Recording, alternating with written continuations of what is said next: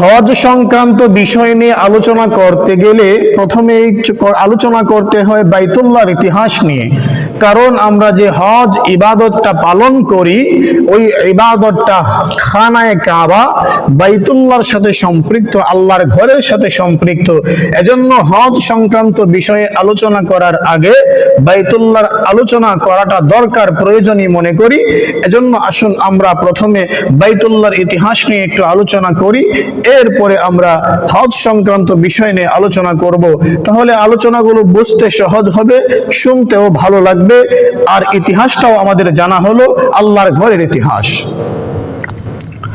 কোরআনে কারীমের 4 নম্বর পারা 3 নম্বর সূরা সূরা আলে ইমরানের 96 নং আয়াতে আল্লাহ বলেন, ইন্না আউওয়ালা বাইতিন উদিআ লিন-নাস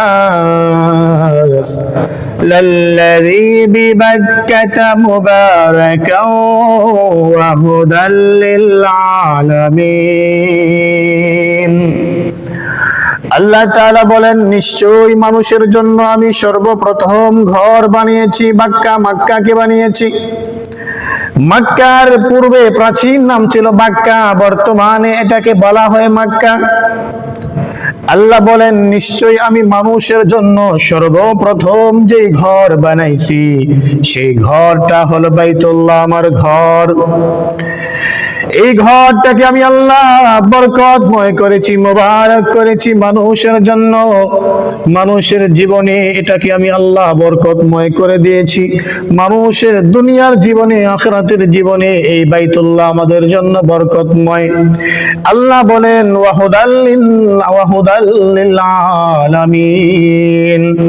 আর আমি আল্লাহ তাআলা এটা পৃথিবীবাসীর জন্য হিদায়াতের মার্কাজ বানিয়ে দিয়েছি, হিদায়াতের বাতিঘর বানিয়ে দিয়েছি। এটা হবে হিদায়াতের কেন্দ্র বিন্দু। এখান থেকে মানুষ হিদায়াত পাবে, এখান থেকে মানুষ পথ প্রদর্শিত হবে, আলোর পথ খুঁজে পাবে, সত্য পথটাকে খুঁজে পাবে। আল্লাহ তাআলা এই আয়াতের মধ্যে 3টা অংশ নিয়ে আলোচনা করেছেন।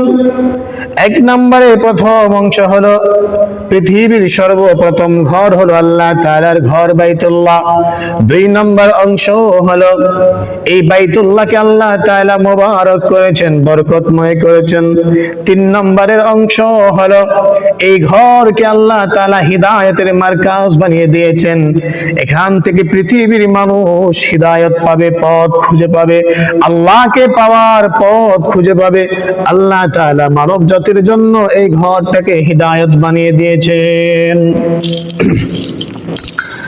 আল্লাহ তাআলা কোরআনে কারীমের আয়াতের মধ্যে বলেন, ইন্না আউওয়ালা বাইতিন উদিআ লিন-নাস।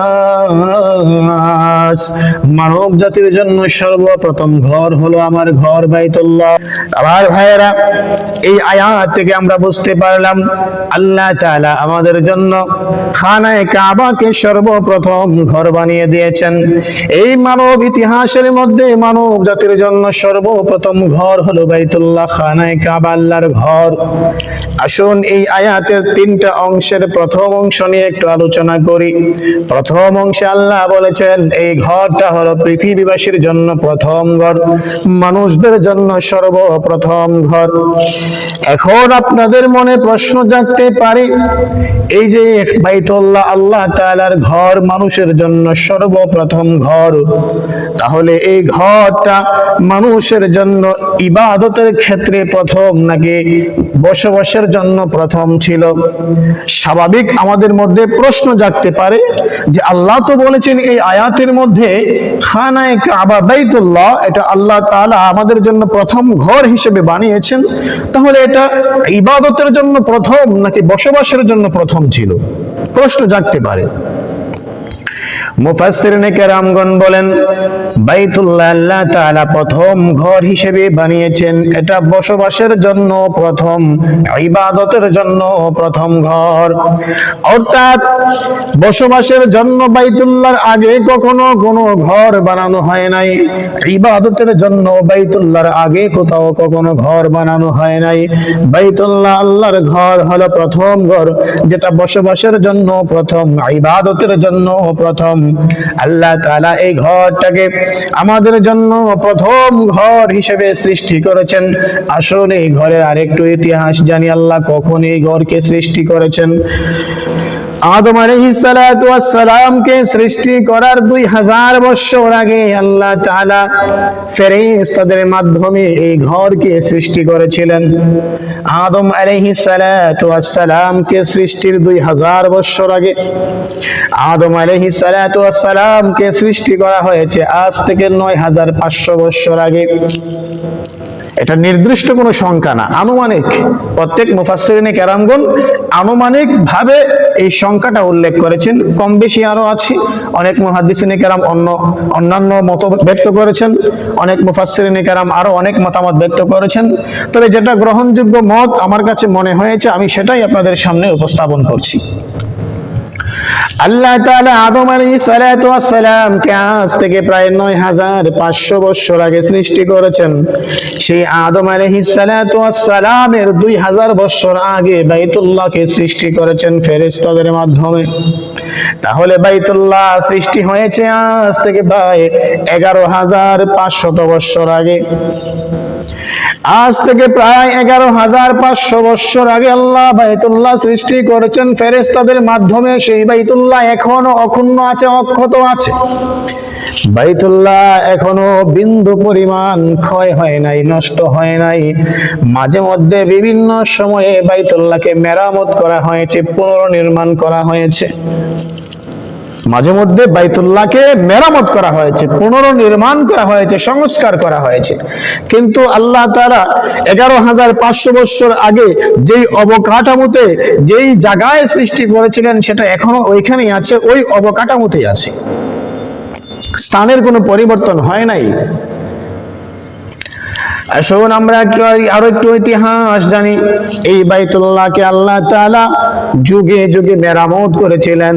সেই মেরামত, সংস্কার, পুনর্নির্মাণ কতবার হয়েছিল সেই সম্পর্কে একটু ইতিহাস জানি। আল্লামা সুলাইমান আল জামাল রাহমাতুল্লাহি আলাইহি তার বিখ্যাত কিতাব হাশিয়াতুজ জামালের মধ্যে উল্লেখ করেন, 1 নম্বর খণ্ড 313 নম্বর পৃষ্ঠা, 2 নম্বর খণ্ড 420 নম্বর পৃষ্ঠা, আল্লামা সুলাইমান আল জামাল রাহমাতুল্লাহি আলাইহি বলেন, আল্লাহ তাআলা বাইতুল্লাহ সৃষ্টি করার পর থেকে নিয়ে আজ পর্যন্ত 10 বার সংস্কার করিয়েছেন। মোট বাইতুল্লাহ শরীফকে 10 বার সংস্কার করা হয়েছে বা মেরামত করা হয়েছে। এই 11500 বছরের মধ্যে সর্বমোট 10 বার এই বাইতুল্লাহকে সংস্কার করা হয়েছে।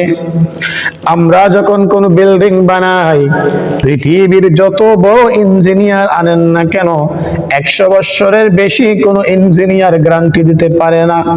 100 বছরের মধ্যেই বিল্ডিং শেষ হয়ে যায়, ধসে পড়ে যায়। আস্তে আস্তে সেই বিল্ডিংটা ব্যবহারের অনুপযোগী হয়ে যায়। আল্লাহ তাআলা আজ থেকে 11500 বছর পূর্বে বাইতুল্লাহ সৃষ্টি করলেন। সেই বাইতুল্লাহ এখনো আছে এবং কিয়ামত পর্যন্ত থাকবে।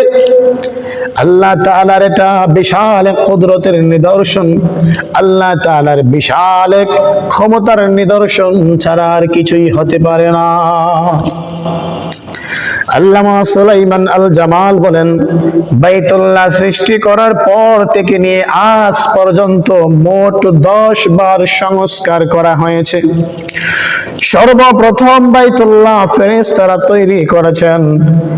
এরপরে হযরতে আদম আলাইহিস সালাতু ওয়াস সালাম বাইতুল্লাহকে আবার পুনর্নির্মাণ করেছেন, মেরামত সংস্কার করেছেন।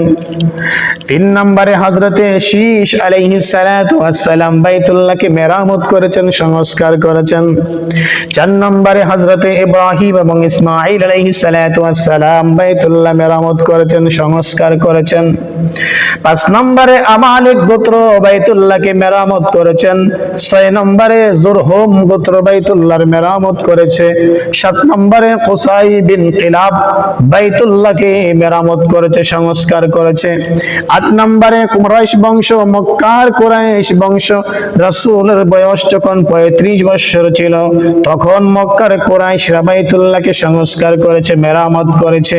9 নম্বরে আব্দুল্লাহ ইবনে জুবাইর রাদিয়াল্লাহু তাআলা আনহু রাসূলের একজন সাহাবী, তিনি বাইতুল্লাহকে মেরামত করেছিলেন। 10 নম্বরে বাইতুল্লাহকে মেরামত করেছিলেন জালেম শাসক, অত্যাচারী শাসক হাজ্জাজ বিন ইউসুফ। 10 নম্বরে হাজ্জাজ বিন ইউসুফ বাইতুল্লাহকে মেরামত করেছিলেন।